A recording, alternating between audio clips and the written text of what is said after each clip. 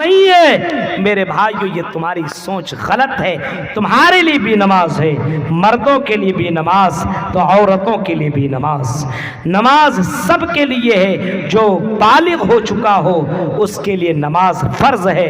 اگر بالغ ہونے کے بعد اگر وہ نماز نہ پڑھتا ہو یا نہ پڑھتی ہو تو میرے بھائیو آپ سمجھ لیجئے کہ وہ اسلام کے دائرے سے نکل جاتا ہے۔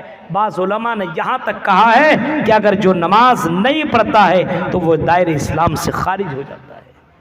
نماز دین کا ستون ہے، نماز جنت کی کنجی ہے، یہ نماز یہ جنت کا یہ پاسورڈ ہے۔ پاسورڈ آپ کے موبائل میں پاسورڈ لگا ہے، ہم کو پتہ ہی نہیں، ہم نہیں کھول سکتے ہیں، لیکن نماز یہ پاسورڈ ہے۔ اگر آپ کے پاس یہ نماز کا پاسورڈ ہوگا تو کل قیامت کے دن جنت کا دروازہ آپ کھول سکیں گے، ورنہ جنت کا دروازہ کھول نہیں سکتے ہیں۔ اور پاسورڈ یہی نماز 2-4-4-3-4 یعنی یہ سمجھ لیجئے 2 رکعت صبح کی، 4 رکعت ظہر کی، پھر 4 رکعت عصر کی، پھر 3 رکعت مغرب کی اور 4 رکعت عشاء کی، یہ 5 ٹائم آپ یہ نمازیں ادا کر لیں، آپ جنت کے دروازے کو کھول سکتے ہیں۔ لیکن میرے بھائیو جنت کی فکر نہیں ہے بلکہ دنیا کی فکر ہے۔ آج کل نماز پڑھتا آدمی، نماز میں پڑھ رہا تو دھیان لگا ورے جلدی مولی صاحب تراویح میں دیکھیے کتنے لوگ تراویح پڑھنے والے ہیں۔ ادھر پتہ چلا ہے کہ لوگ اپنے یہاں امام اپنے یہاں حافظ قرآن کو نہیں رکھتے۔ کیوں نہیں رکھتے ہیں؟ ارے اتنی لمبی نماز کون پڑھے گا؟ ایک کہنے لگا میں نماز نہیں، ایک کہنے لگا کہ میں تراویح میں روزہ نہیں رکھوں گا۔ بیوی کہتے ہیں کیوں؟ کہا کہ روزہ رکھوں گا تو کام نہیں کر پاؤں گا، کام نہیں کر پاؤں گا تو تمہارے لیے چوڑیاں، تمہارے لیے میک اپ کے سامان کون لائے گا؟ عید میں کیسے پہنو گی؟ بیوی کہتی چلو چلو ٹھیک ہے کوئی بات نہیں، تمہیں روزہ رکھنے کی ضرورت نہیں، لیکن تم نماز پڑھ لینا۔ نماز وہ بھی تراویح کی نماز؟ ارے نہیں، اتنی لمبی لمبی رکعت حافظ صاحب پڑھاتے ہیں، میرے پیروں کے اندر سوجن پڑ جاتا ہے، تھک جاتا ہوں، میں تراویح کی نماز نہیں پڑھا۔ اچھا تو روزہ بھی نہیں رکھے گا، تو نماز بھی نہیں پڑھے گا، تو افطاری کرے گا؟ کہتا دھڑلے کے ساتھ، کافر تھوڑی افطاری تو کروں گا، میں تو پکا سچا مسلمان ہوں۔ یہ ہے مسلمانوں کی حالت، یہ ہے ان کا ایمان۔ میرے بھائیو ذرا غور کیجئے، آج تراویح کی نماز ہمارے یہاں حافظ قرآن کو رکھ کر کے پڑھایا نہیں جاتا ہے۔ اللہ کی قسم ساؤتھ میں جاؤ، کرناٹک میں جاؤ، آپ اتر پردیش وغیرہ میں جائیے، آپ کو پتہ چلے گا ایک ایک حافظ قرآن کو رکھ کر کے۔ میں حیدرآباد وغیرہ بمبئی اور ان جگہوں میں جب جاتا ہوں، حیدرآباد میں تفسیر کرانے کے لیے، ایک پارہ آرام سے امام صاحب حافظ قرآن صاحب پڑھاتے ہیں تراویح، اور اس ایک پارے کی تفسیر میں کرتا ہوں۔ میرے بھائیوں 2-2 3-3 گھنٹہ تک پوری پبلک، اور جس جگہ میں تھا وہاں پہ 1000-2000 عورتیں یہ پورا تراویح وہ پورا کا پورا پڑھا کرتی تھی، 2000 عورتیں، اور ساتھ میں جو میں تفسیر 1 گھنٹہ 1.5 گھنٹہ کرتا تھا، اس وقت تک تمام عورتیں رہ کر کے قرآن کی تفسیر سنا کرتی تھی۔ میرے بھائیوں اور ہماری بہنیں قرآن نہ پڑھتی ہے نہ سنتی ہے، نہ قرآن پڑھنے اور پڑھانے کا ماحول ہے، تو بتاؤ مسلمانوں ہمارے سماج کے اندر ایمان کیسے پیدا ہو سکتا ہے؟ قرآن سے رشتہ جوڑو، قرآن سے تعلق بناؤ، اپنے موبائل سے گانوں کو ڈیلیٹ کرو، اپنے موبائل سے بےہودہ چیزوں کو ڈیلیٹ کرو، اور اسلامی ویڈیوز کو اپنے موبائل کے اندر لانے کی کوشش کرو، تب آپ کا ایمان تازہ ہوگا، تب آپ کا ایمان بڑھے گا، تب آپ متقی اور تب آپ ایمان والے ہو سکتے ہیں۔ نمبر 2، اگر آپ کو ایمان والا بننا ہے تو اللہ کی نعمتوں کا شکر ادا کر۔ اگر مومن بننا ہے، اللہ کا بندہ بننا ہے، تو اللہ کی نعمتوں کا شکر ادا کر۔ لَإِن شَكَرْتُمْ لَأَزِيدَنَّكُمْ وَلَئِن كَفَرْتُمْ إِنَّ عَذَابِي لَشَدِيدٌ۔ اے میرے بندو اگر تم میرا شکر ادا کرو گے تو ہم تمہیں اور زیادہ دیں گے۔ اے میرے بندو اگر تم میرا شکر ادا کرو گے تو ہم تمہیں اور مالدار بنا دیں گے۔ ہم تمہیں آج اگر تم نے لکھ پتی بنایا ہے، اور اگر تم نے میرا شکریہ ادا کیا تو ہم تمہیں کروڑ پتی بنا دیں گے۔ آج ہم نے تمہیں 1 بیٹا دیا, اگر تم نے میرا شکریہ ادا کیا تو اور زیادہ بیٹے نوازیں گے. آج اگر ہم نے تمہیں ایک بیٹی دی ہے تو میرا شکریہ ادا کرو گے تو ہم تمہیں بیٹیوں سے نوازیں گے, بیٹوں سے نوازیں گے, ہم تمہیں بلڈنگیں دیں گے, ہم تمہیں گاڑیاں دیں گے. ہماری نعمتوں کا شکریہ ادا کر, ورنہ یہ بیٹے تیرے نافرمان ہو جائیں گے, یہ بیویاں تیری نافرمان ہو جائیں گی. اگر تم نے شکریہ ادا نہ کیا تو میرے بھائی کیوں تمہاری زندگی سے سکون ختم ہو جائے گا, تیری زندگی سے سکون ختم ہو جائے گا, تیری زندگی سے سکون ڈیلیٹ ہو جائے گا. میری نعمتوں کا شکریہ ادا کر, لئن شکرتم لازیدنکم, میری نعمتوں کا شکریہ ادا کر. نعمتوں کا شکریہ ادا کرنے کا طریقہ کیا ہے؟ زبان سے. جیسے زبان, کوئی آدمی کچھ دے دیا, 11:30 بجے ختم کرنا ہے. کوئی آدمی نے کچھ دے دیا تو ہم اور آپ کیا اپنی زبان سے بولتے ہیں؟ وہ انگریز تو چلا گیا لیکن اپنی بھاشا اور اپنی رسم سب کچھ چھوڑ کے گیا ہے. تھینک یو بول لو, تھینک یو. کیا کہنا چاہیے؟ اگر آپ کی کسی نے مدد کی, آپ کٹیہار گئے اور آپ کا پرس گر گیا اور اٹھا کر کے آپ کو دے دیا, لیجئے بھائی صاحب آپ نے پڑھ رہے ہو میرا پرس, آپ کو ملا وہ پرس, تو آپ اس کو لینے کے بعد کیا کہنا چاہیے؟ Thank you. اگر غیر مسلم ہے تو چلو بھائی تھینک یو, کسی مسلمان نے یہ کام کیا تو کیا کہنا چاہیے؟ جزاک اللہ خیرن و احسن الجزا, یہ کہنا چاہیے. لیکن یہ معلوم ہی نہیں ہے. ہاں, وہ تھینک یو اور شکریہ بھی نہیں کہتا ہے. انسان دے تو تھینک یو, اللہ دے تو کچھ بھی نہیں. آج حالات دیکھیے, اور اگر کسی لڑکی نے اٹھا کر کے دے دیا تو, وہی پرس کسی لڑکی نے دے دیا تو تھینک یو چھوڑیے, چلیے نا میڈم, چلیے نا ناشتہ کرا دیں گے, نمبر کیا آپ کا دیجئے نا, ہم آپ کی بہت ساری ہیلپ کریں گے. ہیلپ کیا کریں گے وہ پتہ چلے گا یہ خود زیادہ ہیلپ کا مستحق بن گیا ہے اور خود اپنی زندگی کو اس نے برباد کر ڈالا ہے. میرے بھائیو, آج کل شکریہ ادا کرنے کا طریقہ معلوم نہیں ہے. شکریہ ادا کرنا ہے تو محمد رسول اللہ سے سیکھ. ایسی زبان بنا لیتخذ قلبا شاکرا, ایسی زبان بنا کہ تیری زبان سے تو اللہ کا شکر ادا کر. ولسان لیتخذ قلبا شاکرا, ایسا دل بنا جس دل سے اللہ کا نام لیا جاتا ہو, جس دل پر اللہ کا نام آتا ہو. ولسانا ذاکرا, ایسی زبان بنا جس زبان سے صرف اللہ کا نام آتا ہو. الحمدللہ رب العالمین, اللہ کا نام لے لے, رب کا نام لے لے. رب نے بیٹا دیا, اللہ کا نام لے. بابا کا نام لینے کی ضرورت نہیں ہے, کسی اور کا نام لینے کی ضرورت نہیں ہے.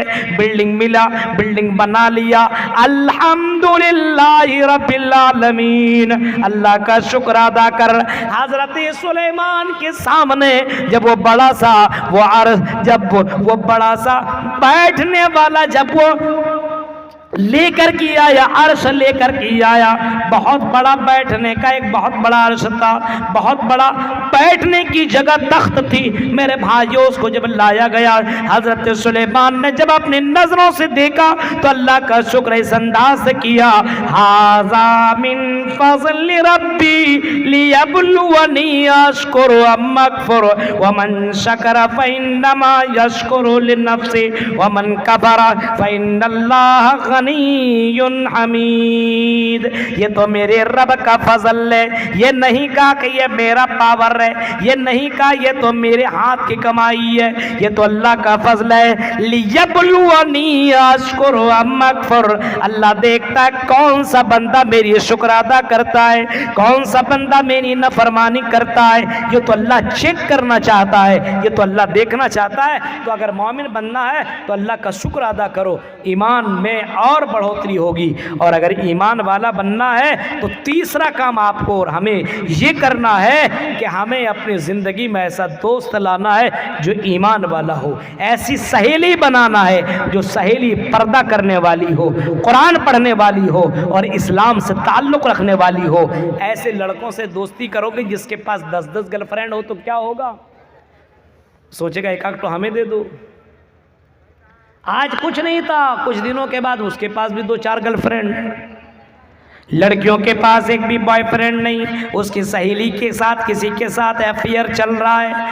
अब सहेली की दोस्ती, सहेली अपने तमाम राज की बातें बता रही है, तमाम बातें बता रही है। अब ये दीनदार लड़की अगर ऐसी लड़कियों से दोस्ती की तो कुछ दिनों के बाद उस लड़की की जिंदगी में बॉयफ्रेंड आ जाएंगे। वो भी चुपके से मिलने के लिए खेतों में जाया करेंगी, वो भी जंगलों में जाएंगी, वो भी रेस्टोरेंट में जाया करेंगी। इस वजह से अल्लाह के नबी ने फरमाया, अर्रजुलु अला दीन खलीली फलयंजुर अहदुकुम युखालिल। फरमाया लोग तो आदमी अपने दोस्त के दीन के ऊपर होता है, यानी जैसा दोस्त वैसा वो आदमी होता है। इस वजह से ऐसा दोस्त बनाओ, ऐसी सहेली बनाओ, ऐसा फ्रेंड बनाओ जो दोस्त दीनदार हो, जो दोस्त मुत्तकी हो, जो दोस्त परहेजगार हो, जो दोस्त तकवा वाले हो। ऐसे दोस्ती करोगे तो नमाजी बन जाओगे, परहेजगार बन जाओगे, दीनदार बन जाओगे। अगर तुमने शराबियों से दोस्ती की तो आज नहीं तो कल तुम भी शराबी बन जाओगे। अगर तुमने जुआड़ियों से दोस्ती की तो आज नहीं तो कल तुम भी जुआड़ी बनोगे। अगर तुमने बेपर्दा करने वाली लड़कियों से दोस्ती की तो आज नहीं तो कल हमारी बहनें तुम भी बेपर्दा होना शुरू हो जाओगी। इस वजह से मोहम्मद रसूलुल्लाह के फरमान को दिल से लगाओ, रसूल के फरमान की इताअत कर, रसूल से रिश्ता जोड़। अल्लाह के नबी फरमाते मन अतानी दखलल जन्ना, जो मेरी इताअत करेगा वही जन्नत में जाएगा।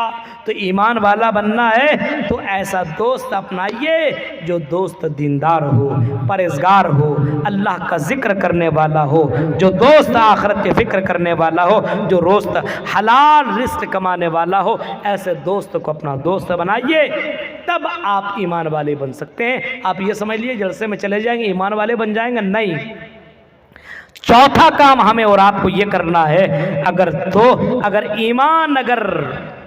ईमान वाला बनना है या ईमान को चार्ज करना है, अभी हमारा चार्ज कम हो गया है, अभी इसको चार्ज अगर करना है तो मेरे भाइयों आपको चौथा काम ये करना पड़ेगा कि आप